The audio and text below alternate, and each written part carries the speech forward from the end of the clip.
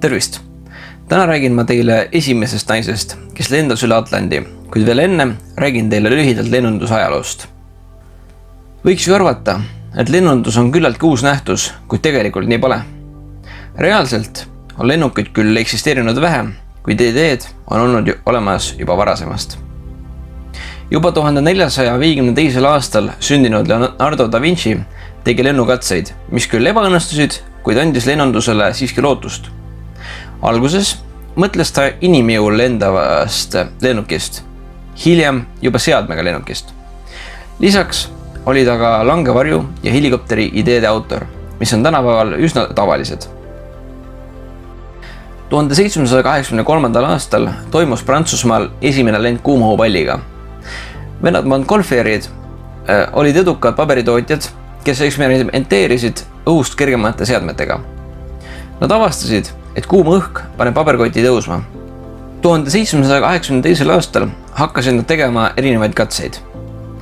1783. aasta suvel tegid nad esimese lennukatse, mis osutus edukaks. 19. septembril 1783. aastal esitlesid nad oma leiutist Prantsusmaa viimasele kuningale Louis XVI, kes 10 aastat hiljem hukati Prantsuse revolutsiooni käigus.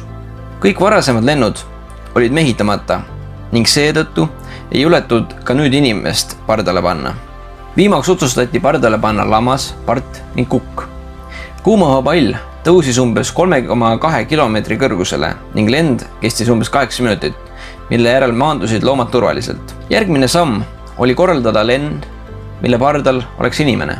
21. novembril 1783. aastal toimuski kuumõhupalli lend, mille pardal oli inimene. See lend kestis umbes 4 minutit. Järgmise 100 aasta jooksul uuriti ning katsetati mitmeid erinevaid viise lendamiseks. 1889. aastal hakkasid vennad Orville ja Wilbur Wright avaldama oma ajalehte.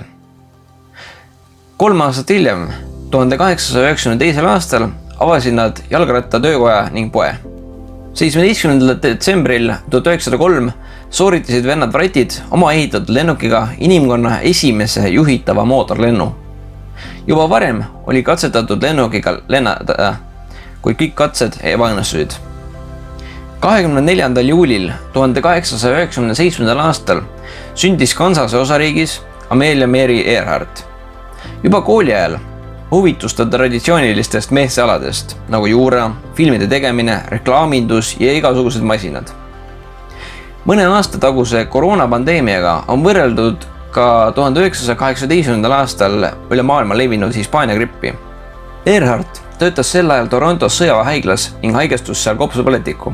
See mõjutas märkimisväärselt Earharti lendamist ja tegevust ka hilisemas elus. 1920. aastal võeti ta kaasa 10-minutisele lennule, mis muutis tema elu täielikult. Pool aastat hiljem ostis ta oma esimese lennuki, mida ta hakkas kutsuma Kanaariks. Ta tegutses Kinneri lennufirma müügiagendina Bostoni piirkonnas ja propageeris lendamist ajalehe artikleis. 1928. aastal võeti ta kaasa üle Atlandi lennule Newfoundlandilt Walesi. Samal aastal alustas ta pikemaid soololende, ületades esimese naispiloodina Põhja-Ameerika kontingendi idast läände ja tagasi. 2 aastat hiljem, 1930. aastal, sai temast USA lennuspordi föderatsiooni ametnik. Ta propageeris naislendurite jaoks eraldi rekordite arvestamist. Sel perioodil liitus ta naislendurite organisatsiooniga 99 ja sai samal aastal ka selle presidendiks. 7. veebruaril 1931 abiellus Earhart George Palmer Putnamiga. Tema mehel oli eelmisest abielust 2 poega, kuid Earhartil lapsi polnud. 20. mail 1932 algas Newfoundlandilt lend Euroopasse üle Atlandi ookeani, mis kestis umbes 15 tundi. Earhart alustas oma lendu Kanadast Newfoundlandilt, kus tänapäeval asub tema mälestuskuju koos lennukiga. Ta maandus oma lennukiga Põhja-Iirimaal. Tänu sellele lennule sai temast esimene naine, kes pälvis lennuväe teenetaristi.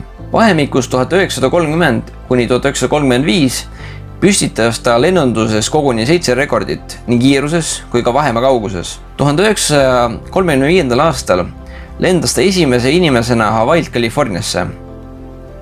30ndate keskel hakkas ta valmistuma ümbermaailma lennuks võimalikult ekvaatori lähedal.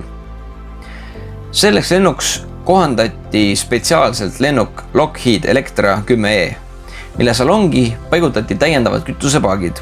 Kavas oli lennata idast läände. Navigaatoriks pidi lennu alguses olema Harry Manning ning lennul Hawaiilt Howlandi saareni teiseks navigaatoriks suurte kogemustega Fred Noonan. Teekonna esimene etapp Oaklandist Honolulusse lennati 17. märtsil 1937. Lennuk vajas pärast seda tehniliste probleemide tõttu hooldust ning seetõttu suunduti Pearl Harbori. Sealt 3 päeva hiljem lendu alustades purunes lennurajal lennuki parempoolne telik ja selle rattarehv. Lennuk sai tõsiseid kahjustusi ja viidi laevaga tehasesse remonti. Teine katse alustada lennuretke tehti Lääne-Sitta, sest valdavate tuulte suund oli muutunud. Alles pärast üle lendu Oakland-Miami kuulutas Earhart, et alustab ümbermaailma lendu. Seekord oli lennuretkel kaasas ainult üks navigaator, Fred Noonan. Miamist väljuti 1. juulil 1937. Rohkete vahemaandumistega lend Miamist Lõuna-Ameerika kirderanniku, Kesk-Aafrika, India, Indoneesia ja Austraalia kaudu Laeni Uus-Guineas kestis 29. juunini. Seniks oli lennatud 35 000 kilomeetrit. 2. juulil 1937 startisid Earhart ja Noonan laest, et suunduda 4113 kilomeetri kaugusel olevale Howlandi saarele. Nende lennuki viimane asukoha teade tuli Nukumanu saarte lähedalt, kui Howlandini oli jäänud lennata veel umbes 2800 kilomeetrit. Nende lennukit oodati Howlandil ning oli ka raadiosides, aga lennukile äsja monteeritud uue raadionavigatsiooniseadme abil ei suutnud Earhart ega Noonan määrata vajalikku lennusuunda ning nad alustasid Howlandi lähistel saare otsinguid põhja-lõuna suunas edasi-tagasi lennates. Nad võisid olla Howlandist 10 kilomeetri kaugusel, kuid saar jäi siiski leidmata. Pärast seda polnud neid enam eetris kuulda. Kadunud lennuki ja inimeste otsinguid alustati rannavalvelaevaga. Varsti liitusid otsingutega lähedal olevad mereväelaevad. Otsingud kestsid 19. juulini 1937, aga mingid märke kadunud lennukist ega inimestest ei leitud. Otsinguid jätkas varsti Amelia Earharti abikaasa. 5. jaanuaril 1939 kuulutati Earhart surnuks. Tulutuks on jäänud ka kõik hilisemad otsingud.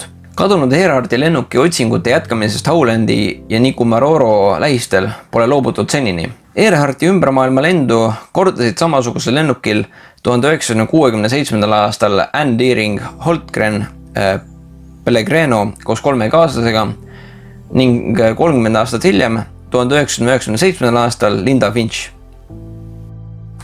Tänan, et leidsid aja vaadata seda videot. Kui sul on soov mõnest videost, siis anna mulle sellest teada. Kohtume peagi, nägemist!